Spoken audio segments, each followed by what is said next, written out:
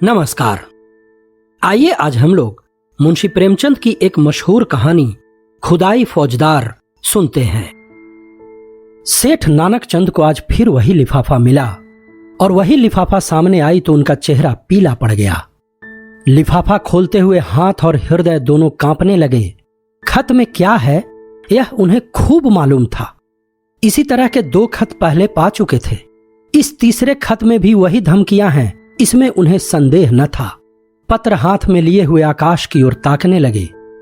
वह दिल के मजबूत आदमी थे। धमकियों से डरना उन्होंने न सीखा था। मुर्दों से भी अपनी रकम वसूल कर लेते थे। दया या उपकार जैसी मानवीय दुर्बलताएं उन्हें छू भी न गई थी, नहीं तो महाजन ही कैसे बनते। उस पर धर्मनिष्ठ भी थे। हर पूर्णमासी को सत्यनारायण की कथा सुनते थे। हर मंगल को महावीर जी को लड्डू चढ़ाते थे।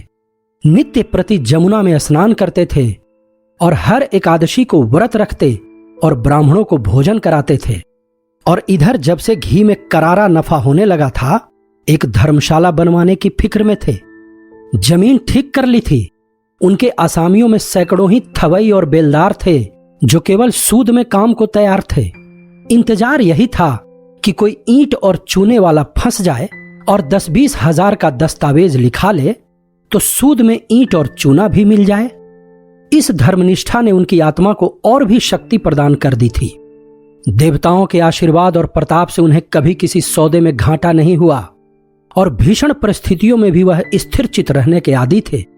किंतु जब से यह धमकियों से भरे हुए पत्र मिलने लगे थे, उन्हें बरबस तरह तरह की शंकाएं व्यथित करने लगी थी। कहीं सचमुच डाकुओं ने छापा मारा तो कौन उनकी सहायता करेगा। दैवी बाधाओं में तो देवताओं की सहायता पर वह तकिया कर सकते थे, पर सिर पर लटकती हुई इस तलवार के सामने वह श्रद्धा कुछ काम न देती थी। रात को उनके द्वार पर केवल एक चौकीदार रहता है। अगर 10-20 हथियार बंद आदमी आ जाएं, तो वह अकेला क्या कर सकता है। शायद उनकी आहट पाते ही भाग खड़ा हो। पड़ोसियों में ऐसा कोई नजर ना आता था जो इस संकट में काम आवे। यद्यपि सभी उनके आसामी थे या रह चुके थे, लेकिन यह एहसान फरामोशों का संप्रदाय है। जिस पत्तल में खाता है उसी में छेद करता है। जिसके द्वार पर अवसर पड़ने पर नाक रगड़ता है उसी का दुश्मन हो जाता है। इनसे कोई आशा नहीं। हां, किवाड़े सुदृढ़ हैं, उन्हें तोड़ना आसान नहीं। फिर अंदर का दरवाजा भी तो है। 100 आदमी लग जाएं तो हिलाए न हिले और किसी ओर से हमले का खटका नहीं है। इतनी ऊंची सपाट दीवार पर कोई क्या खा के चढ़ेगा। फिर उनके पास राइफलें भी तो हैं। एक राइफल से वह दर्जनों आदमियों को भून कर रख देंगे। मगर इतने प्रतिबंधों के होते हुए भी उनके मन में एक हुक सी समाई रहती थी। कौन जाने चौकीदार भी उन्हीं में मिल गया हो, खिदमतगार भी आस्तीन के सांप हो गए हों। इसीलिए वह अब बहुधा अंदर ही रहते थे और जब तक मिलने वालों का पता ठिकाना न पूछ लें, उनसे मिलते न थे।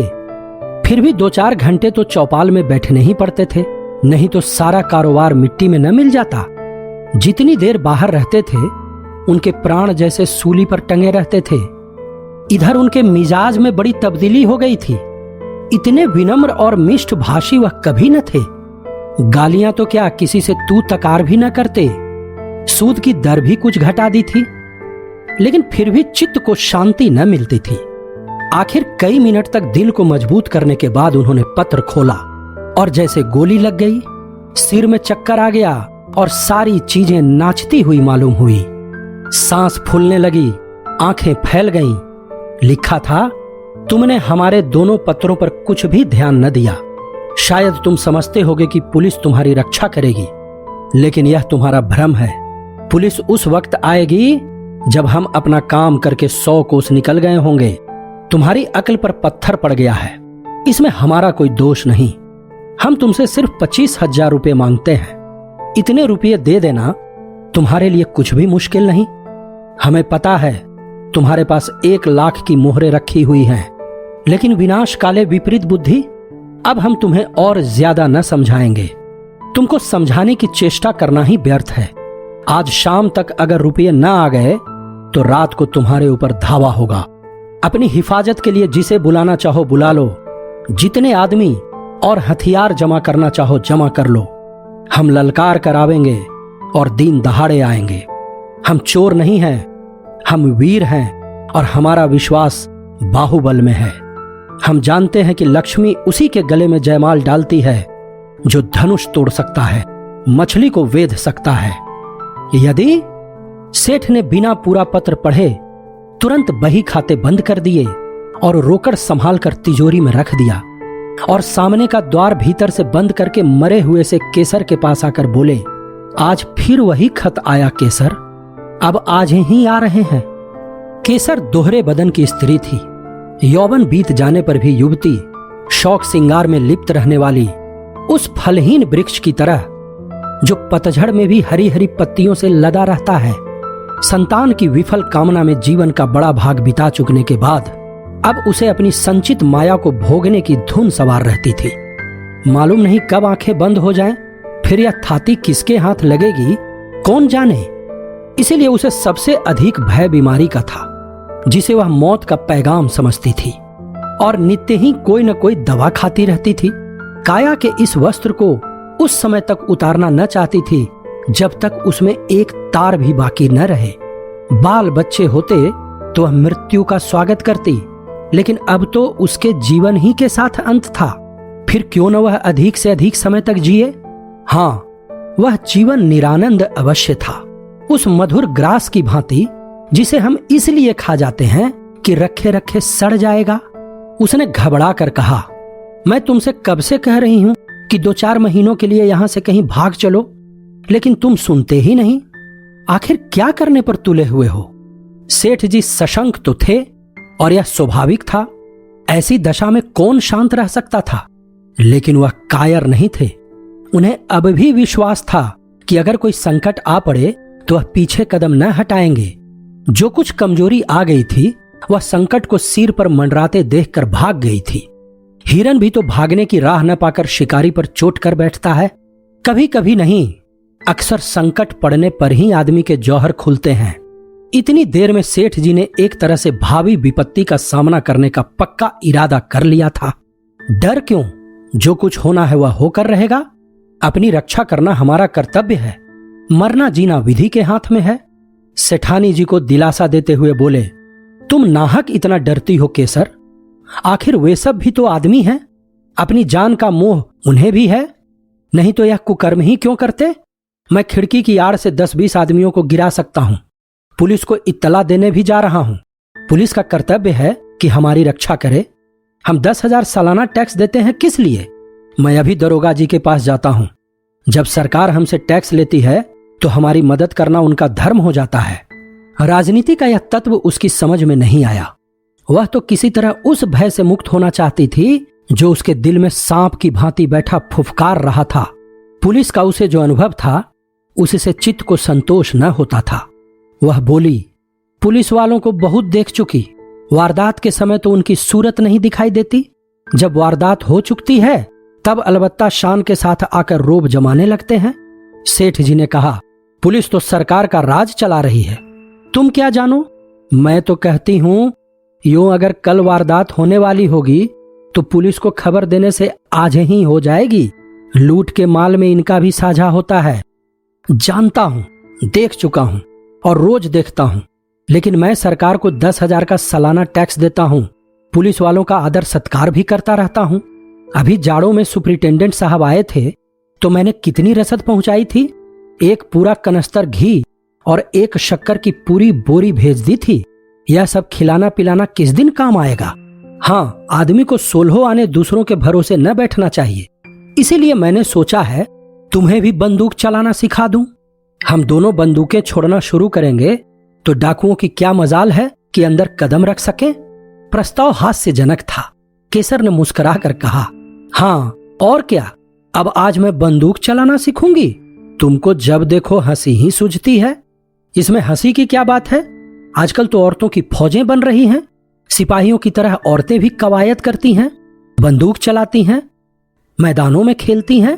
औरतों के घर में बैठने का जमाना अब नहीं है।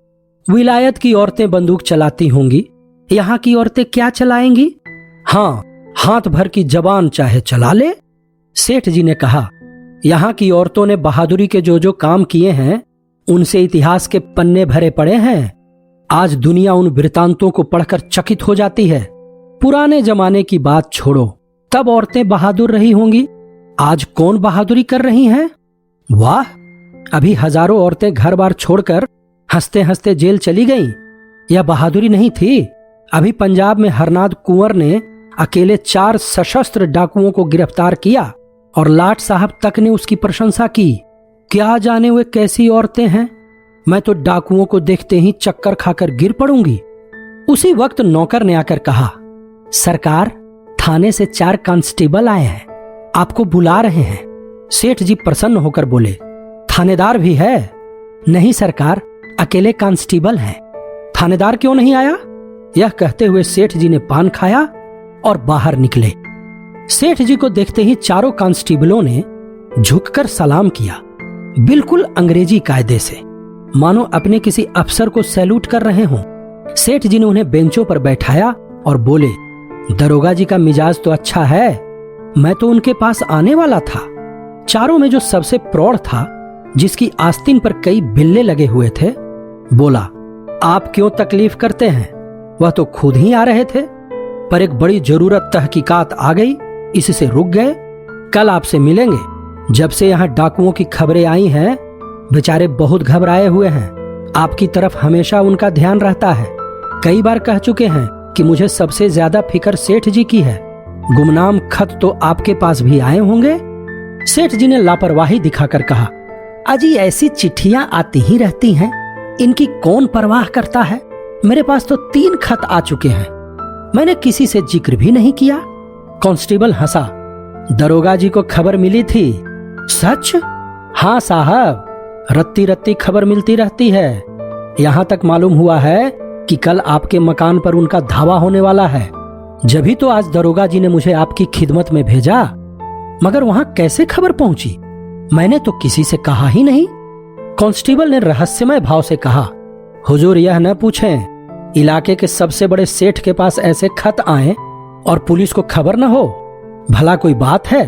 फिर ऊपर से बराबर ताकीद आती रहती है कि सेठ जी को शिकायत का कोई मौका न दिया जाए। सुपरिटेंडेंट साहब की खास ताकीद है आपके लिए। और हुजूर, सरकार भी तो आप ही के बूते पर चलती है। सेठ साहूकारों के जान माल की हिफाजत न करे तो रहे कहां? हमारे होते मजाल है कि कोई आपकी तरफ तिरछी आंखों से देख सके, मगर यह कमबख्त डाकू इतने दिलेर और तादाद में इतने ज्यादा हैं कि थाने के बाहर उनसे मुकाबिला करना मुश्किल है। दरोगा जी गारद मंगाने की सोच रहे थे, मगर ये हत्यारे कहीं एक जगह तो रहते नहीं। आज यहाँ है तो कल यहाँ से 200 कोस पर। गारद मंगाकर ही क्या किया जाए? इलाके की रियाया की तो हमें ज्यादा फिक्र नहीं। हुजूर मालिक हैं, आपसे क्या छिपाएं? किसके पास रखा है इतना माल असबाब? और अगर किसी के पास 200-400 की पूंजी निकल ही आई तो उसके लिए पुलिस डाकुओं के पीछे अपनी जान हथेली पर लिए न फिरेगा। उन्हें क्या, वह तो छुटते ही गोली चलाते हैं, और अक्सर छिपकर। हमारे लिए तो 1000 बंदिशें हैं। कोई बात बिगड़ जाए तो उल्टे अपनी ही जान आफत में फंस जाए। हमें तो ऐसे रास्ते चलना है कि सांप मरे और लाठी न टूटे। इसीलिए दरोगा जी ने आपसे यह अर्ज करने को कहा है कि आपके पास जोखिम की जो चीजें हो उन्हें लाकर सरकारी खजाने में जमा कर दीजिए। आपको उसकी रसीद दे दी जाएगी, ताला और मुहर आप ही की रहेगी। जब यह हंगामा ठंडा हो जाए तो मंगवा लीजिएगा। इससे आपको भी बेफिक्री हो जाएगी और हम भी जिम्मेदारी से बच जाएंगे।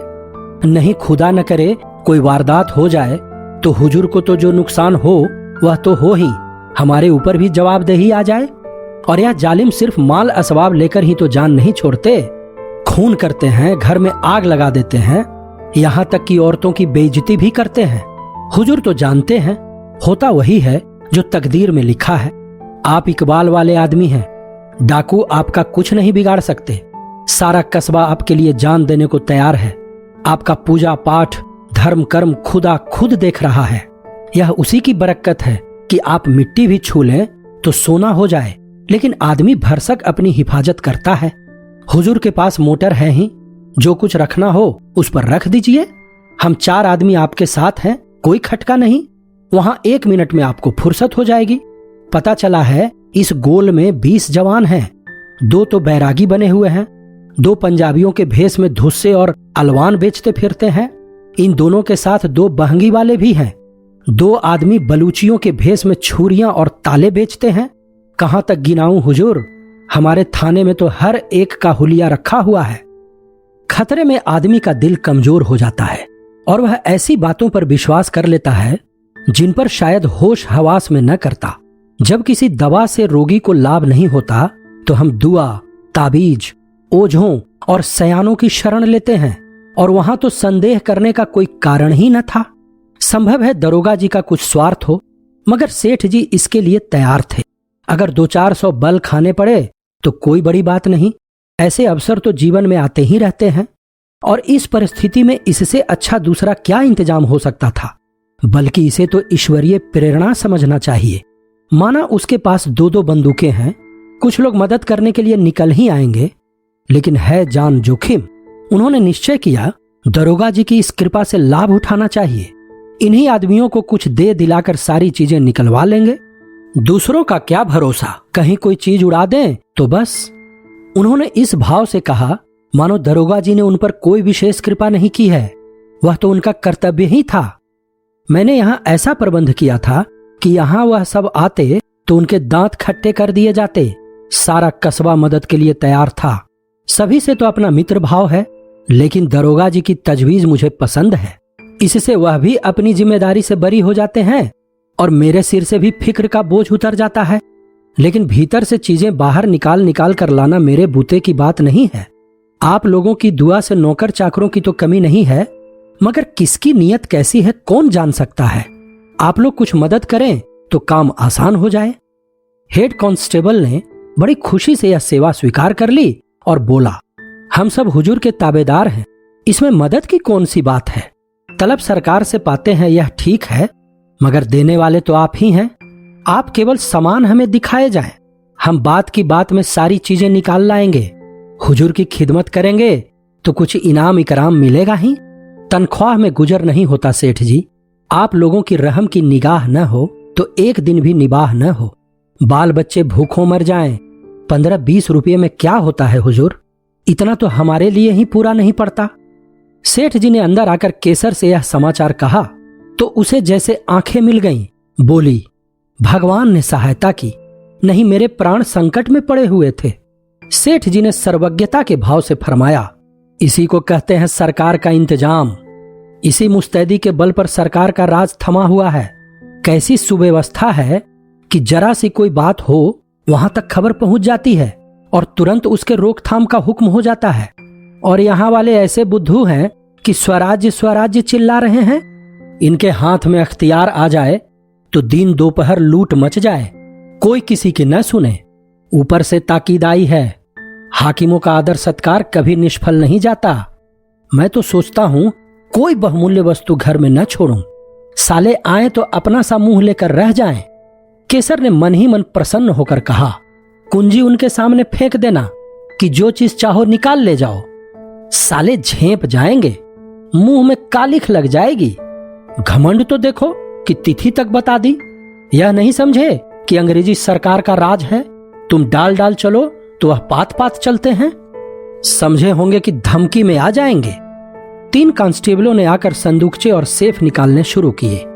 एक बाहर सामान को मोटर पर लाद रहा था और एक हर एक चीज को नोटबुक पर टांकता जाता था।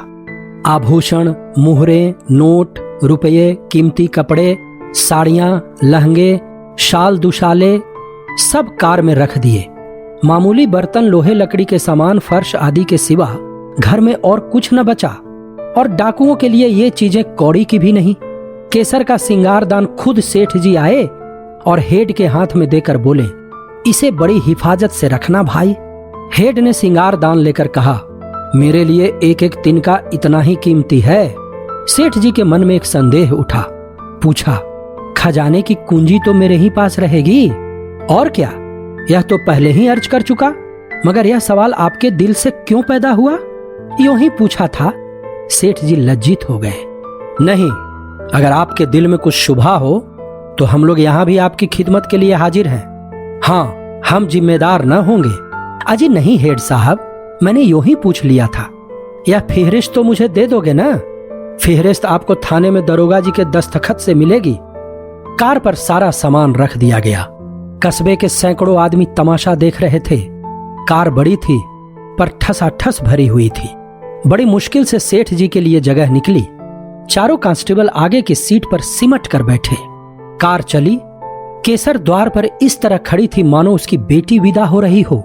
बेटी ससुराल जा रही है, जहां वह मालकिन बनेगी, लेकिन उसका घर सूना किए जा रही है।